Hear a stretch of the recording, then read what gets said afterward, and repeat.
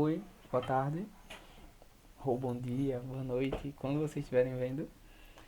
Talvez alguns já me conheçam, eu sou Marciano, dou aula ao portal já faz alguns anos. Geralmente sobre Platão, mas dessa vez eu vou falar sobre Aristóteles, que junto com Platão foi um dos maiores pensadores da filosofia antiga. E Aristóteles, não só para a filosofia, mas também assim para ciências, é um enorme ah, uma enorme figura, para assim dizer, porque ele basicamente falou sobre tudo. Você pode pensar em qualquer área da ciência e Aristóteles tem lá a sua pequena contribuição sobre o assunto. Se não tem afundado aquela ciência, tá lá ele falando sobre ela.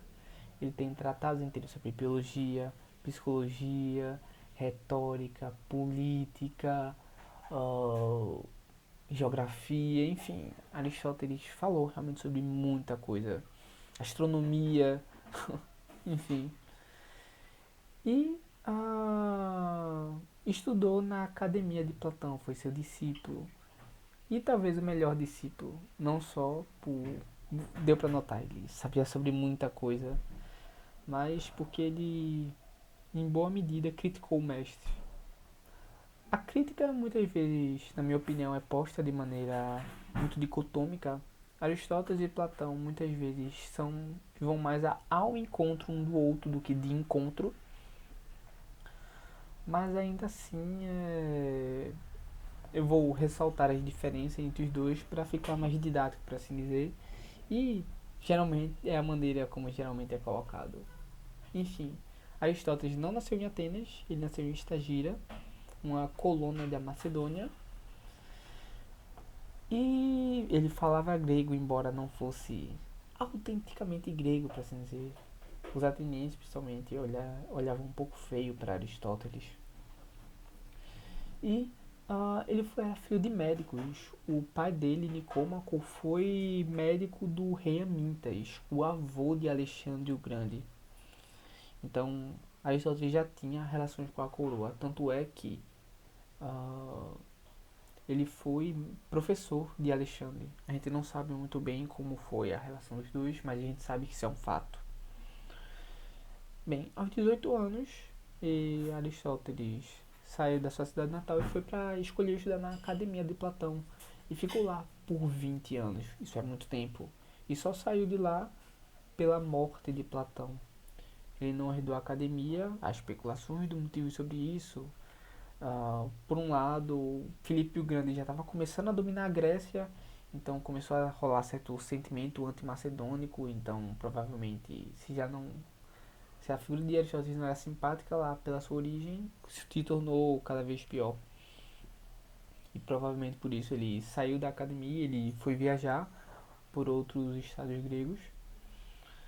Mas também tem a questão de Aristóteles, pelo fato de não ser de Atenas, ele não podia ter propriedades, por exemplo, então talvez ele não pudesse herdar por isso também. Enfim, quem herdou foi o sobrinho de Platão, Espeusipo. Mas enfim.